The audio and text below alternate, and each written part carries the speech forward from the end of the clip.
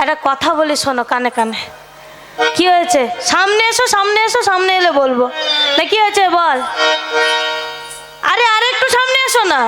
না হ্যাঁ এসছি, বল না। আরে মুখ পুরো বল না কি হয়েছে। ও দিদিমা কানে কানে বলি, যত বেলা যাবে তত টের পাবে। আরে কি বললি? যা যা যা বাড়ি যা, বাড়ি যা। ভাই চলে গেছে, দিদিমা যাই না পেছন দিকে গিয়ে দেখছে, দেখি দেখি বাহ ভাই তো খুব সুন্দর পরিষ্কার করেছে। দেখি আমার লাউ গাছটা ঠিক আছে তো। সে লাউ গাছ যত বেলা যায় লাউ গাছ শুকিয়ে যায়, যত বেলা যায় লাউ গাছ ঝলসে যায়। তাই বলি বেটা লাস্টে গিয়ে জ্ঞানাকলটা করে দিয়ে গেছে, যত বেলা যাবে তত টের পাবে।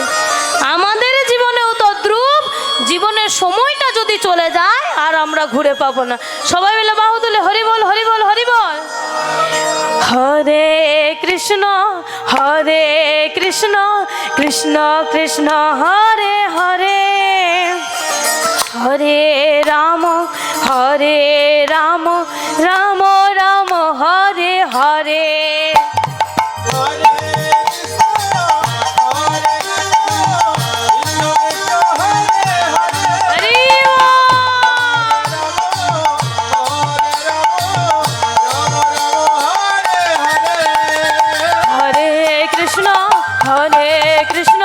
কৃষ্ণ কৃষ্ণ হরে হরে, হরে রাম রাম রাম হরে হরে। হরে কৃষ্ণ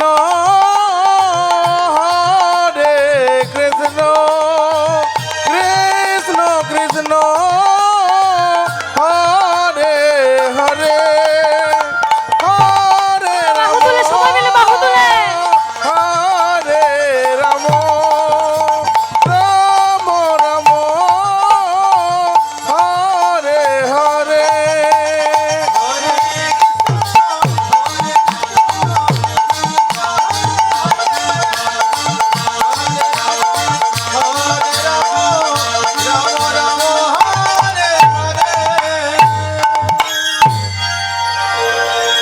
এদিকে গৌর সুন্দর মধুর হরে নাম আস্বাদন করতে করতে গৌর সুন্দর ঘুমিয়ে গেছে। যেই না গৌর সুন্দর ঘুমিয়েছে, বাবা বাসুদেব ঘোষ ঘরে ফিরে এলেন। এসে পদ্মাবতীকে বলছে, পদ্মাবতী তোমার গৌর জেগেছিল? হ্যাঁ স্বামী গৌর জেগেছিলাম। আচ্ছা তোমার গৌর তোমার সঙ্গে কথা বলেছে? হ্যাঁ স্বামী কথা বলেছে। তোমার গৌর তোমায় মা বলে ডেকেছে? হ্যাঁ গো স্বামী মাও বলে ডেকেছে। আচ্ছা তোমার গৌর সেবা করেছে? হ্যাঁ গো স্বামী সেবাও করেছে গৌর। ঠিক আছে পদ্মা, তো আমার বড় ক্ষুধা পেয়ে লেগেছে, তুমি আমায় কিছু সেবা করাও। ঠিক আছে, সেবা করালেন। প্রতিদিন এইভাবে কাটে। মাগো প্রথমেই বলেছি যার যেমন ভাব তার তেমন লাভ। যে যেমন ভাবে ভেবেই যেমন হরিবাসরে আসবে তেমন ভাবে নিয়ে যেতে পারবে, তদ্রূপ যে যেমন ভাবে ভগবানকে ডাকবে সে তদ্রূপ ভগবানকে দর্শন পাবে।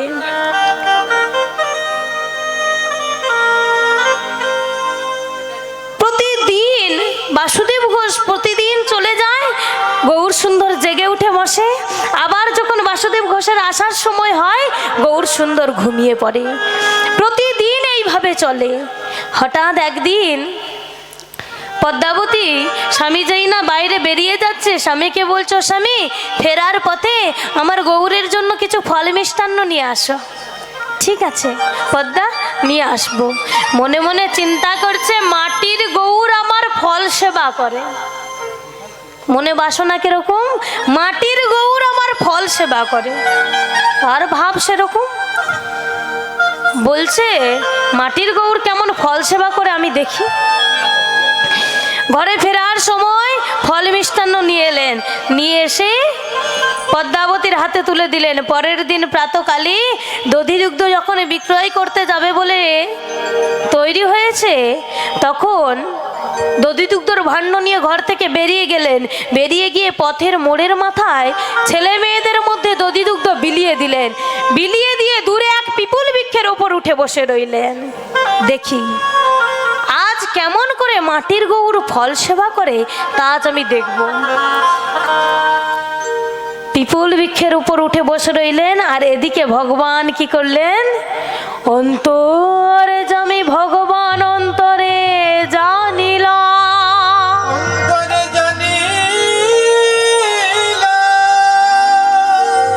পদ্মাবতী রাঙিনাতে জাগিয়া না উঠিলা। আজ অন্তর্যামী ভগবান আর জেগে উঠলেন না মায়ের আঙিনার মাঝে। প্রাতঃকাল থেকে সন্ধ্যা হয়ে গেল।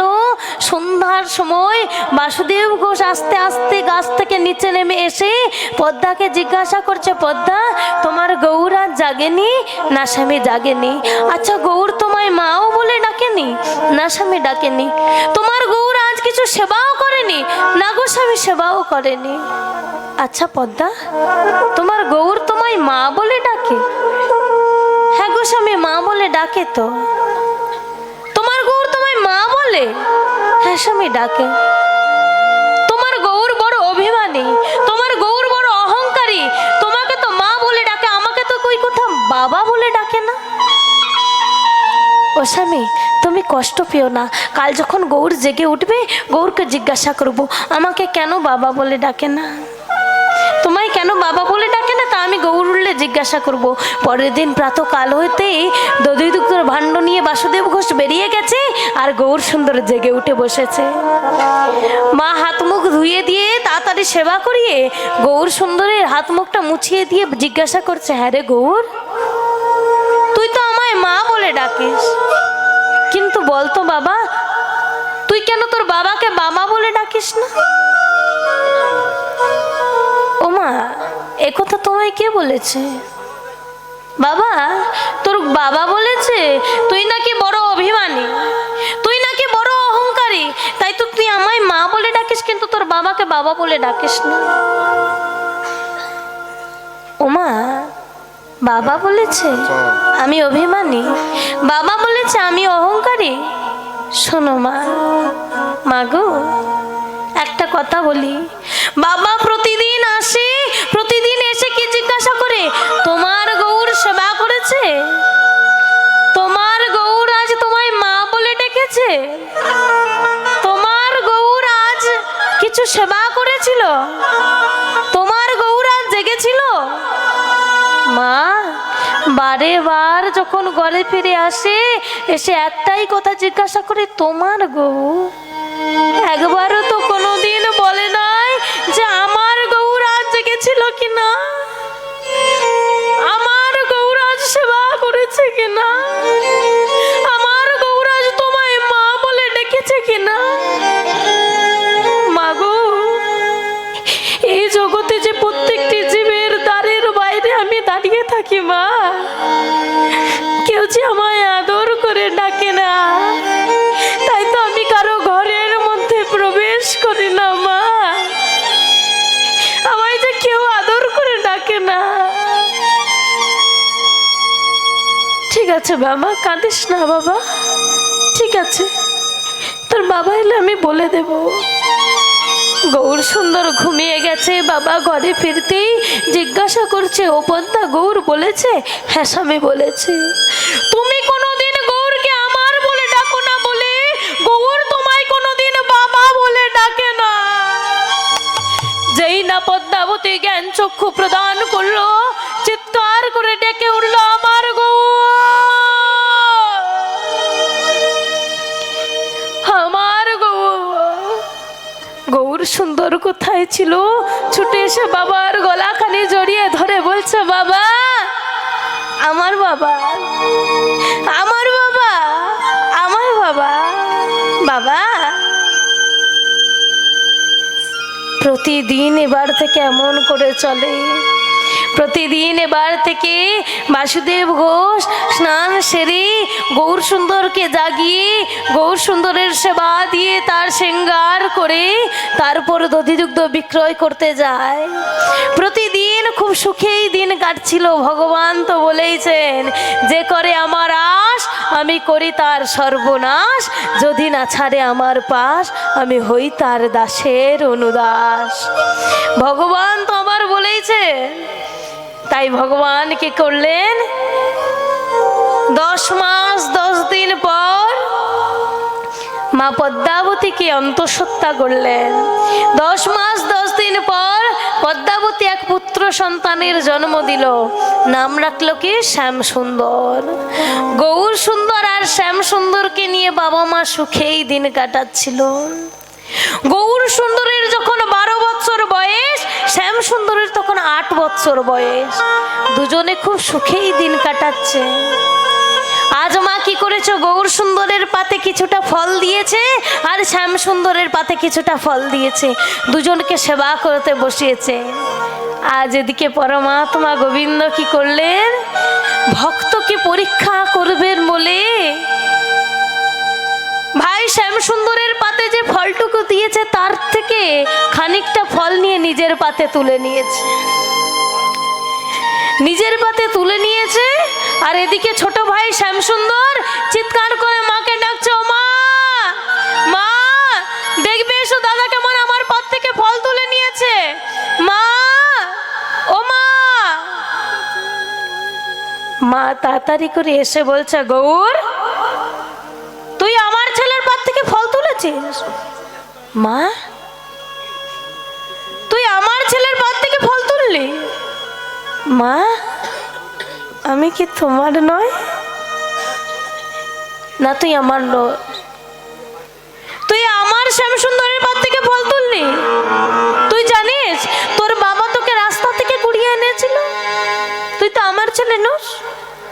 আজ যখন তুই আমার ছেলের পাত থেকে ফল তুললি, তোর ঘরে, আমার ঘরে আর তোর ঠাঁই হবে না, বেরিয়ে যা আমার ঘর থেকে।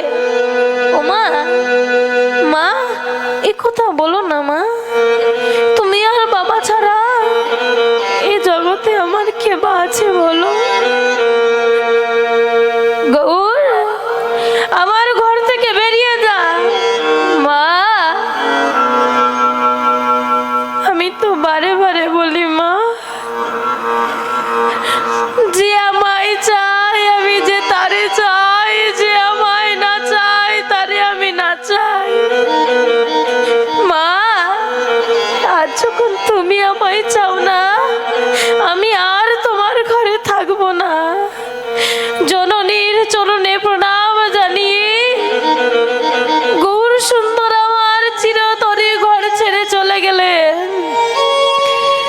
জননী জন্মভূমিশ্চ স্বর্গাদপি গরিয়সি, জননী জন্মভূমিশ্চ স্বর্গাদপি গরিয়সি, জননী জন্মভূমিশ্চ স্বর্গাদপি গরিয়সি। জবার বেলা বিদায় মা বিদায়। একটি কথা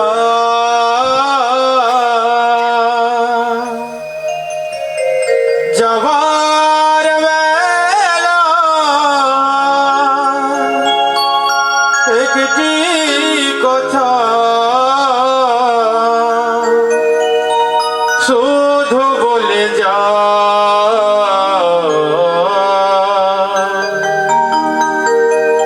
সুখে থেকো তোমরা সবাই,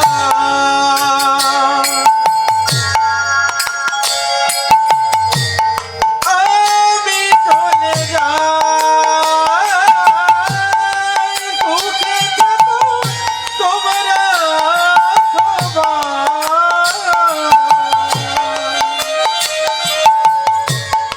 আমি চলে যাই। যাবার বেলা তোমরা মোরে, যাবার বেলা তোমরা মোরে দাও শুধু বিদায়, সুখে থেকো তোমরা সবাই, আমি চলে যাই, সুখে থেকো তোমরা সবাই, আমি চলে যায়।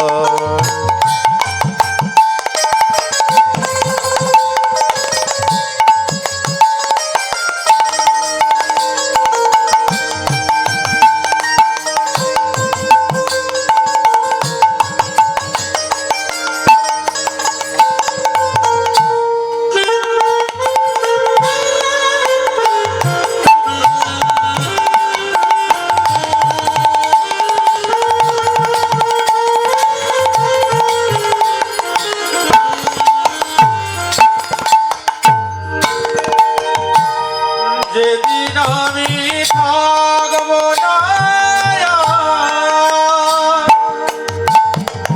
তোমাদের মাঝারে, আবার আমি জন্ম নেব ভক্ত জনার ঘরে।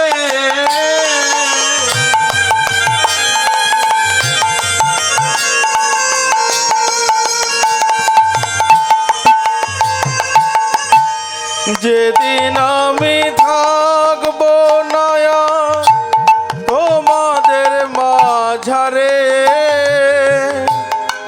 আবার আমি জন্ম নেব ভক্ত জনার ঘরে।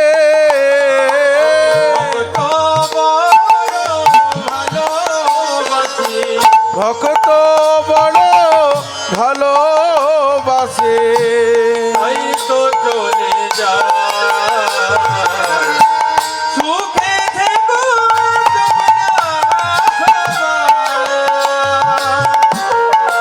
আমি চলে যাই।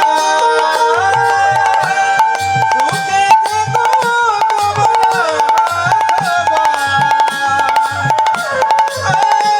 চলে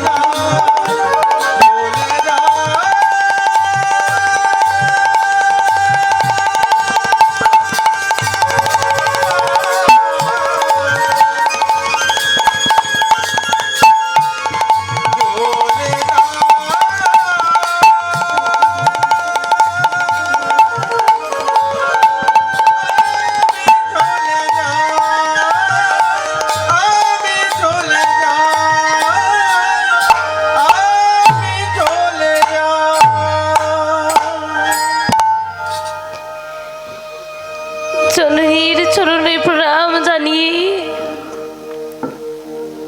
চিরতরে গৌর সুন্দর মা পদ্মাবতীর কোল ছেড়ে চলে গেলে,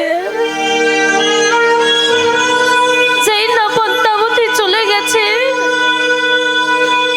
গৌর সুন্দর যেই না চলে গেছে, এদিকে বাসুদেব ঘোষ ঘরে ফিরে প্রতিদিনের মতো আজও গৌরকে ডাকছে। গৌর, এই গৌর, গৌর, আয় বাবা। কোথায় ছিল ছোট ভাই শ্যাম সুন্দর? বাবার কোমর খানি জড়িয়ে ধরে বলছে, বাবা কাকে ডাকছো বাবা?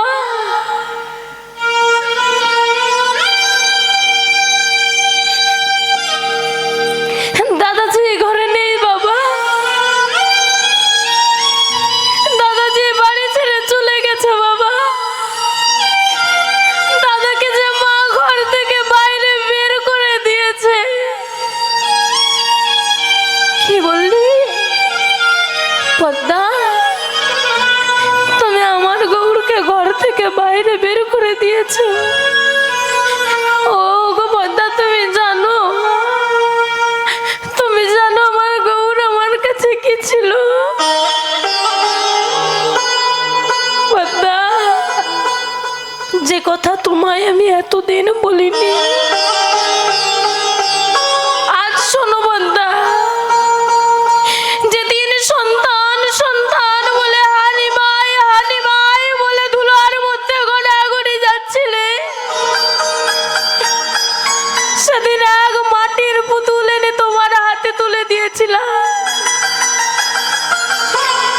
যাকে প্রেমের বসে, যাকে ভালোবেসে নিরাকার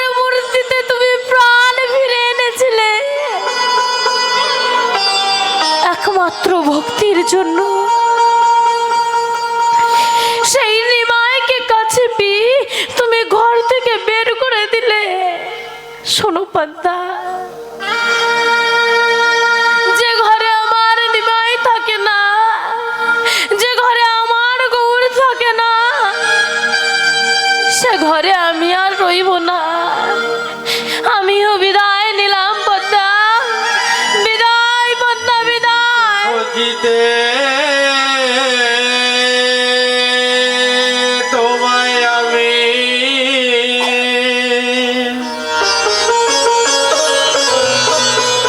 ডাকিতে পারলাম না। বিদায় পদ্মা বিদায়। ও তুমি ভক্তের ভগবান,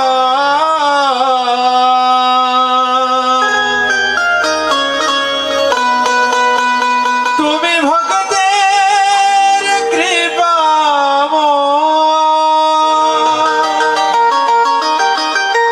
ঘর থেকে বেরিয়ে গিয়ে যাকে দেখতে পাই তাকে জিজ্ঞাসা করে, ওগো তুমি আমার গৌরকে কেউ দেখেছো? আমার গৌরকে কেউ দেখেছো? 12 বছরের ছেলেটা কেউ দেখেছো? আমার গৌরকে বলো না, কেউ দেখেছো? সবাই বলে দিলেন, নবদ্বীপবাসী বলে দিলেন আমরা গৌরকে দেখিনি। হাঁটতে হাঁটতে চলে গেল নীলাচলে। নীলাচলবাসী বলে দিলেন আমরা গৌরকে কেউ দেখিনি। সবাই যখন বলে দিচ্ছে গৌরকে কেউ দেখেনি, হাঁটতে হাঁটতে পৌঁছে গেল বৃন্দাবনে। ব্রজবাসীদের জিজ্ঞাসা করে, ওগো ব্রজবাসী, তোমরা দেখেছো আমার গৌরকে কেউ? ব্রজবাসী বলে দিলেন না গো,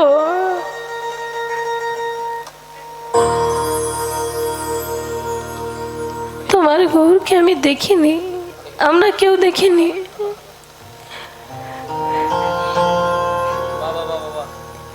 কাঁদতে কাঁদতে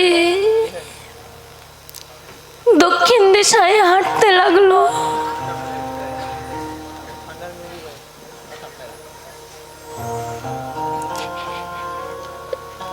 মনে মনে বাসনা নিয়ে হাঁটছে। যে জীবনে গৌর থাকে না, যে জীবনে গোবিন্দ থাকে না, যে জীবনে সুখ থাকে না, যে জীবনে আনন্দ থাকে না, সেই জীবন আমি আর রাখবো না। এ জীবন আমি আর রাখবো না। দক্ষিণ দিশায় হাঁটতে হাঁটতে পৌঁছে গেল তমলুকের সদনের জঙ্গলে।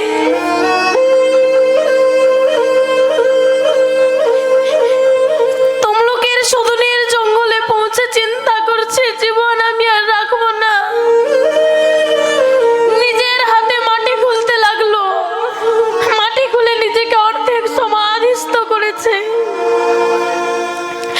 নিজেকে যখন অর্ধেক সমাধিস্থ হয়ে গেছে, এদিকে গৌর সুন্দর কোথায় ছিল চিৎকার করে বাবাকে ডেকে উঠলো, বাবা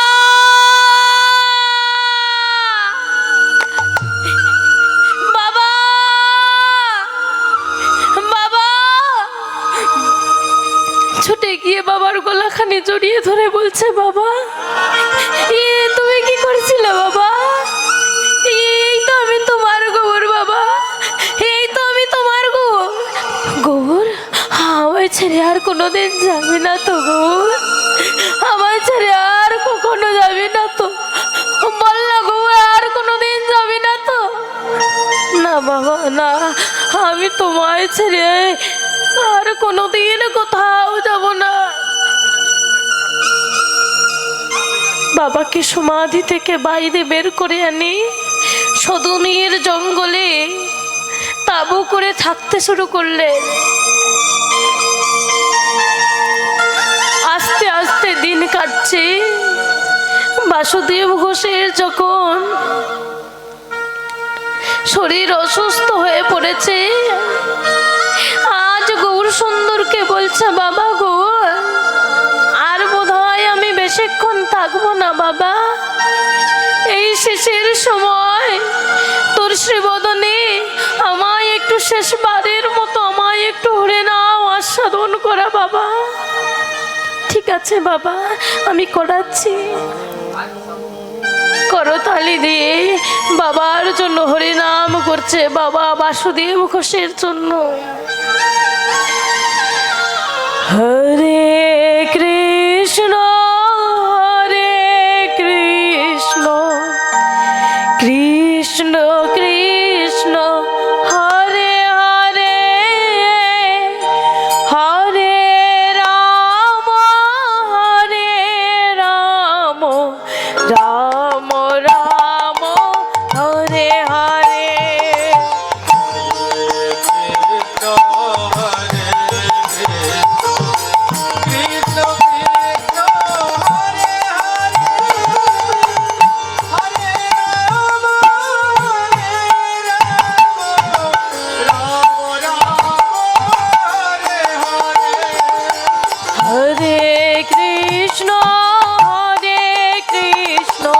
কৃষ্ণ কৃষ্ণ হরে হরে হরে রাম রাম রাম হরে হরে।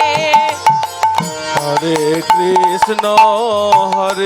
কৃষ্ণ কৃষ্ণ কৃষ্ণ হরে হরে হরে রাম রাম রাম হরে হরে। হরে কৃষ্ণ হরে কৃষ্ণ কৃষ্ণ কৃষ্ণ হরে হরে হরে রাম রাম রাম হরে হরে। হরে কৃষ্ণ হরে কৃষ্ণ কৃষ্ণ কৃষ্ণ হরে হরে হরে রাম রাম রাম হরে হরে। হরে কৃষ্ণ হরে কৃষ্ণ কৃষ্ণ কৃষ্ণ হরে হরে হরে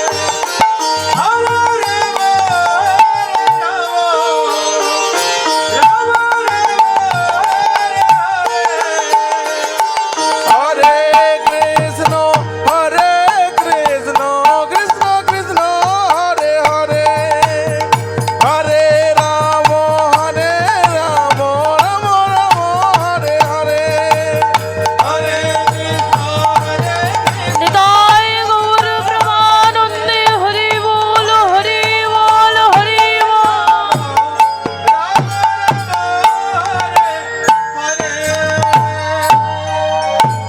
শিবদনী মধুর নাম আস্বাদন করতে করতে বাসুদেব ঘোষ চিরতরে লীলা সংবরণ করে চলে গেলেন।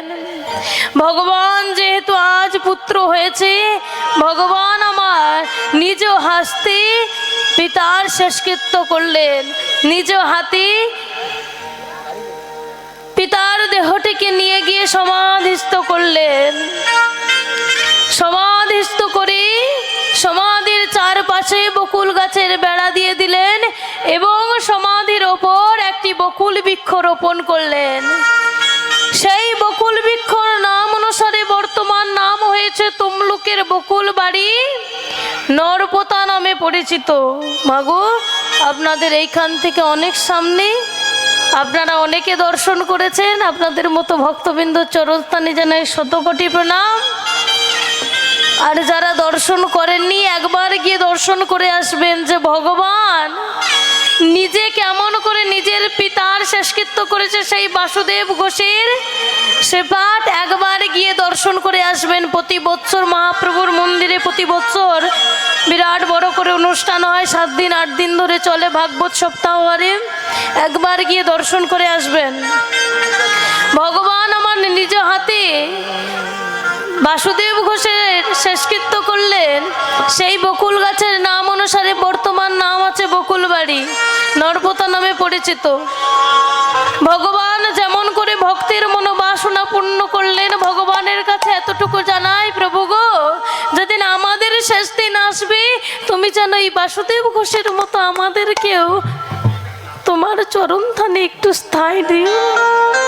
আর আমি কিছু চাই না মাগো। আমরা লীলার অন্তিম পর্বে এসে গেছি, সবাই মিলে একটু হরিধ্বনি দিয়ে সমর্থন করবেন। আমি লীলার বিশ্রাম করব, সবাই মিলে একটু হরিধ্বনি দিয়ে সমর্থন। সেগুলো নিতাই গৌর ব্রহ্মানন্দে হরি হরি বল। ভক্ত আর ভগবানের মিলন হইল, ভক্ত আর ভগবানের মিলন হইল, প্রেমানন্দে ভক্তগণে হরি হরি বলো,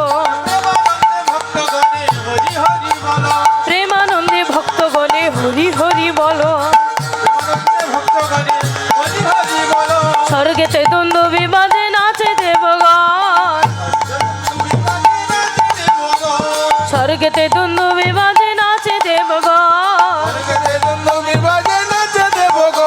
স্বর্গ হইতে পুষ্প বৃষ্টি করে বরিশন, পুষ্প বৃষ্টি করে বরিশন, স্বর্গ হইতে পুষ্প বৃষ্টি করে বরিশন, স্বর্গ হইতে পুষ্প বৃষ্টি করে বরিশন।